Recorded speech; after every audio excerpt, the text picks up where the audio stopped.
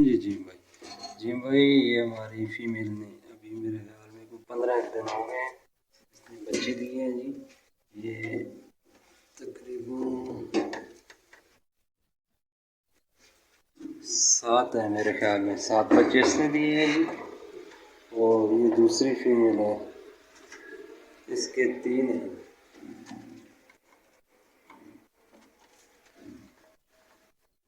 3 इसके हैं और ये है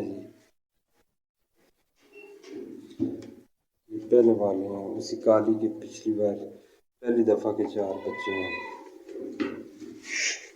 और ये एक मेल है जी, ये एक मेल है